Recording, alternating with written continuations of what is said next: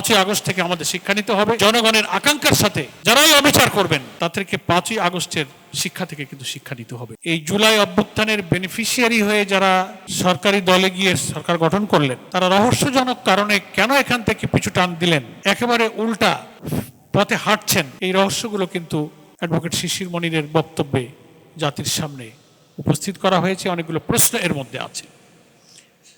আমি মনে করি যারা সাংবাদিকতা করেন, গণমাধ্যম কর্মী যারা আছেন,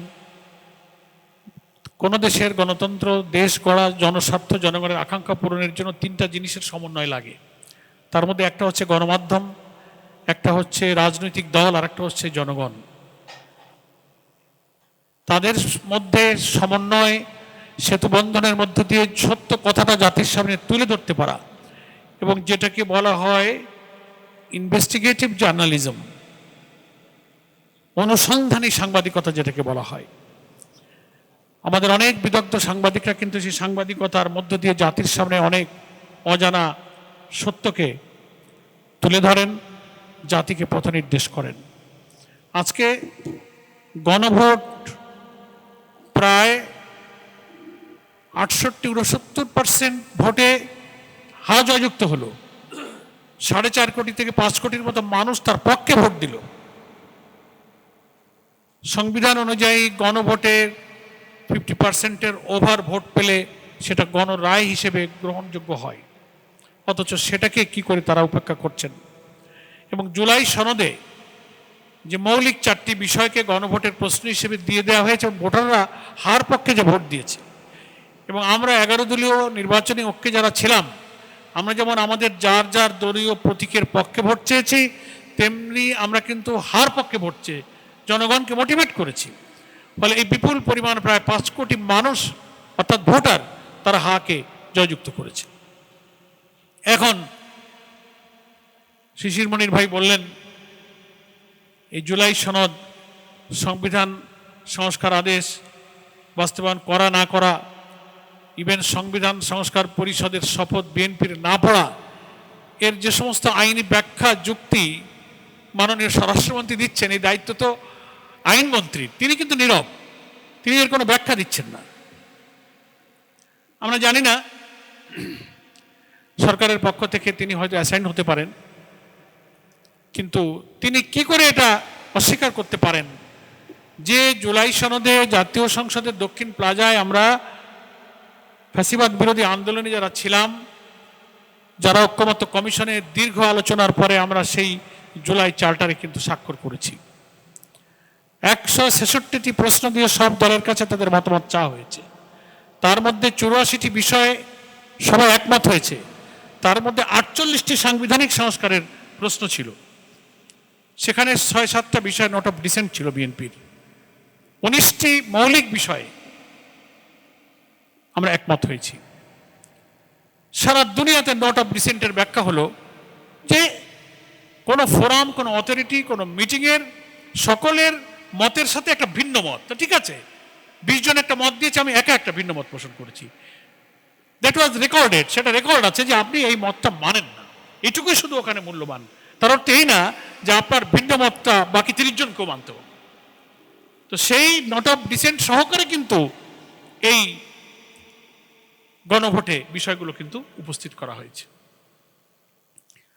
তো 5 কোটি মানুষ ভোট দিয়ে জয়যুক্ত করলে সেখানে আপনার একটা দলের ভিন্ন মতে তো কোনো মূল্য নেই।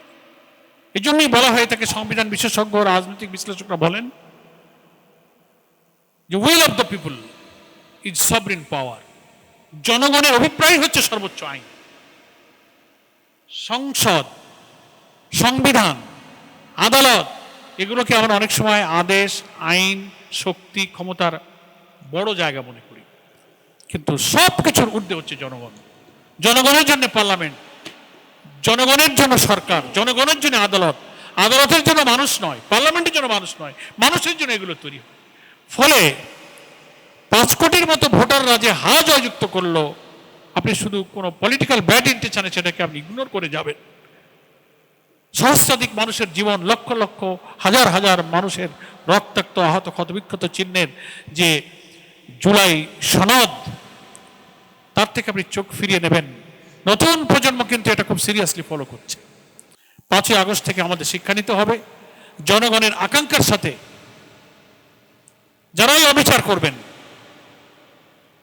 তাদেরকে 5ই আগস্টের শিক্ষা থেকে কিন্তু শিক্ষা নিতে হবে। আমি আলোচনায় কারণে সংক্ষেপ করব, যেহেতু সভাপতির বক্তব্য আছে এবং নামাজের জন্য শেষ হবে। জাতীয় সংসদে বিরোধী দলের নেতার সভাপতিত্বে এখন যে বিরোধী দলের সংসদীয় দলের যে সভা চলছে, সেখানে আজকে এখানে সংবিধান সংস্কার পরিষদের শপথ যে বিএনপি নেয়নি, এখানে সংবিধান সংস্কার পরিষদের যে গঠন প্রণালী জুলাই চার্টারে বলা আছে ঐক্যমত্য কমিশন থেকে, সেখানে বলা আছে যে নির্বাচনের 30 দিনের মধ্যে সংবিধান সংস্কার পরিষদের অধিবেশন ডাকতে হবে। 60 জন সদস্য সম্মত হলে তারা শেষ অধিবেশন ডাকতে পারবে। শপথ নেওয়ার সুযোগ এখনো বিএনপির আছে সংবিধান সংস্কার পরিষদের। জাতিকে কোনো জটিলতার দিকে ঠেলে না দিয়ে তারা জাতির প্রতি, জাতির আকাঙ্ক্ষার প্রতি, জনগণের আকাঙ্ক্ষার প্রতি তারা সম্মান দেখাতে পারেন। এ বিষয়ে বিরোধী দলীয় সংসদ সদস্যরা আলোচনা করছেন, সেখানে একটা কমিটি গঠনের পরামর্শ এসছে। ওনারা কালকের অধিবেশনের শুরুতে রাষ্ট্রপতির ভাষণের ইস্যু, সংবিধান সংস্কার পরিষদের ইস্যু, জুলাই সনদ অনুমোদনের ইস্যু নিয়ে খুব গুরুত্বপূর্ণ আলোচনা করছেন। আশা করি জনগণের ভোটে নির্বাচিত জনপ্রতিনিধিরা আগামী কালকের সংসদ অধিবেশন শুরু হলে তারপর যখনই ভাষণ হোক, যখনই অধিবেশনগুলো চলুক, তারা জনগণের আকাঙ্ক্ষা আশা করি জাতীয় সংসদে তারা ইনশাল্লাহ পূরণ করতে পারবে। আমরা সে আশাবাদ ব্যক্ত করছি। এবং এখনও সংসদ অধিবেশন শুরুর আগের দিনে সরকারি দল বিএনপি, যারা ফ্যাসিবাদ বিরোধী আন্দোলনে আমাদের সহযোদ্ধা ছিলেন, সংস্কার কমিশনে আমরা দীর্ঘ সময় একই সঙ্গে চেষ্টা করে আমরা বিদ্যমান রাষ্ট্র সংস্কার করে একটা নতুন বাংলাদেশ গঠনের জন্য একমত হয়েছি, স্বাক্ষর করেছি। সেখানে সংবিধানে নেই তাই শপথ পড়ব না, কেন এই জুলাই চার্টারেই তো জুলাই এই সংবিধান সংস্কার পরিষদের শপথের বিধান করা আছে, শপথনামা উল্লেখ আছে শেষ পৃষ্ঠায়। এবং জুলাই সনদে পরিষ্কার বলা আছে যে জুলাই চার্টারের প্রত্যেকটি বিষয়ে এই দলের স্বাক্ষরকারী দলগুলো সব পুরোপুরি বাস্তবায়ন করতে তারা বাধ্য থাকবে। একথাও সেখানে উল্লেখ আছে যে এই বিষয়ে আদালতে কোনো প্রশ্ন তোলা যাবে না। অথচ ইনডাইরেক্টলি বিএনপি কিন্তু আদালতে বিষয়টাকে নিয়ে গেছেন। যদিও প্রশ্ন করলে ওনারা বলছেন কে আদালতে এই মামলাটা কে নিল, কে এর বাদী, আমরা তো জানি না। কিন্তু লয়ার যারা, অ্যাটর্নি জেনারেল অফিস থেকে যাদেরকে ডিকটেট করা হয়েছে, সব কথা তারা অফিসিয়ালি বলেন, আমাদেরকে তারা বলে দিয়েছে তোমরা মুখ খুলবে না, তোমরা চুপ থাকো, যা হয় হোক। ইনডাইরেক্টলি কিন্তু তারা চাচ্ছে যে জিনিসটাকে সাবজুডিস বলে আদালতে ঝুলিয়ে দেওয়া হোক।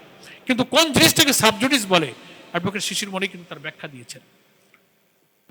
কি বলে, আদালত তো না স্টে করেছে, না ইনজাংশন দিয়েছে, না বাতিল করেছে, ওগুলো হলে আর সেটাকে সাবজুডিস বা বিচারাধীন বলা যায়। জাস্ট একটা রুল দিয়েছে, রুলের পার্টি যারা তারা এর জবাব দেবে। এটার কারণে কোনো বিষয়কে সাবজুডিস নামে ঝুলিয়ে দিয়ে সংখ্যাগরিষ্ঠতার জোরে পার্লামেন্টে এই জুলাই সনদের আলোচনাকে লম্বা করে এটাকে গৌণ করে ফেলার একটা পরিকল্পিত যে চক্রান্ত বা চেষ্টা জাতির সামনে দৃশ্যমান হচ্ছে, আমরা এতে দারুণভাবে উদ্বিগ্ন। আজকের গোলটেবিলে এই গণভোটের যে যথার্থতা এবং এটার বাস্তবায়ন আর এ নিয়ে জনগণের যে উদ্বেগের কথা গোলটেবিলের আলোচ্য বিষয়ে নির্ধারণ করা হয়েছে, আমি মনে করি এটা অত্যন্ত যথার্থ এবং সময় উপযোগী। এই জন্য বাংলাদেশ খেলাফত মজলিসকে, বাংলাদেশ জামাত ইসলামের পক্ষ থেকে আমি আন্তরিকভাবে মোবারকবাদ জানাচ্ছি এবং কৃতজ্ঞতা জানাচ্ছি। আলোচনা দীর্ঘ না করে আমি আবারও আবেদন জানাবো, এখনও সংবিধান সংস্কার পরিষদের শপথ নেবার সুযোগ আছে। আগামী কাল বা পরশু হয়তো 30 দিন শেষ হয়ে যাবে। দয়া করে বিএনপির মাননীয় সংসদ সদস্যগণ সংবিধান সংস্কার পরিষদের সদস্যের শপথ গ্রহণ করুন।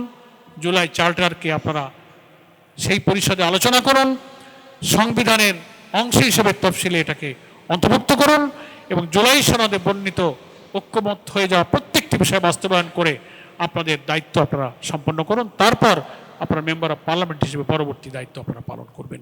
তাহলেই আমাদের জনগণের আকাঙ্ক্ষা, রক্ত দিয়ে গড়া জুলাই সনদের প্রতি মানুষের যে আকাঙ্ক্ষা, সেটা বাস্তবায়ন হবে।